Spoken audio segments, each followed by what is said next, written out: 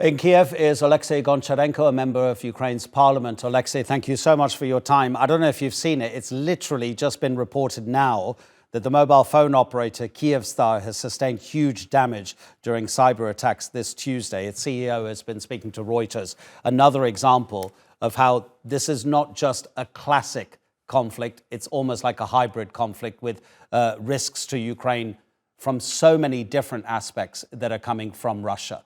Do you think Western leaders are disappointed at the lack of apparent progress during the spring offensive? Because they seem to have expected a lot more from the Ukrainian military.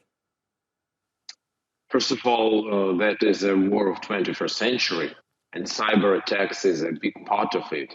It's a drone war, it's electric warfare war, and all of this is in place. And Ukraine is facing all this from the very beginning of full-scale invasion. By the way, don't forget that the war in Ukraine started in 2014, so almost 10 years ago, and the full-scale invasion almost 2 years ago. Speaking about success and failure, if somebody would tell you 2 years ago that Ukrainian army is attacking Russian army and has limited gains, you would say it's a miracle. I mean, Russian army claimed to be the second strongest in the world and so on, and Ukrainian was never considered to be as strong. But this is reality today. Ukrainian army attacks Russian army, but yes, our gains are limited, and we all were looking for a bigger success this year. But even to take in general what's going on from February 24th last year, Ukraine liberated more than 50% of territories which were occupied by Russians from the beginning of full-scale invasion. We destroyed big portion of Russian Black Sea fleet, and Russia is very much weakened in the Black Sea.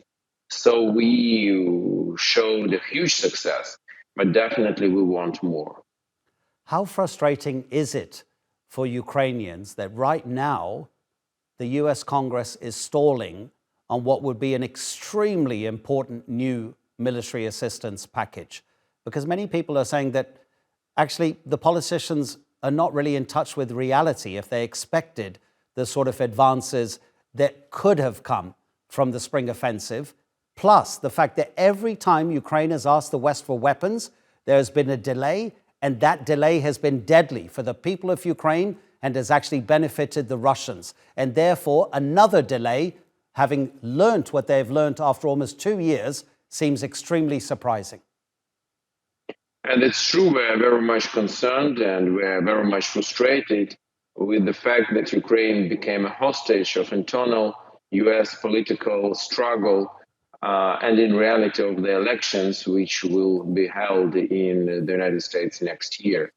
But again, I want to say big thanks to all nations who are supporting Ukraine. United States is our biggest ally. I believe that United States will deal with this internal struggle, will find compromise, and will continue to support Ukraine as long as it takes, like it was said. And now the world should see that if the United States is given the word, it should be held. So I remain optimistic, but definitely we are very much concerned. And sooner the decision would be made, better for everybody. And that would save thousands of lives in my country. Oleksiy, thank you very much indeed for your time. We hope that we'll be able to speak to you again sometime. Good luck.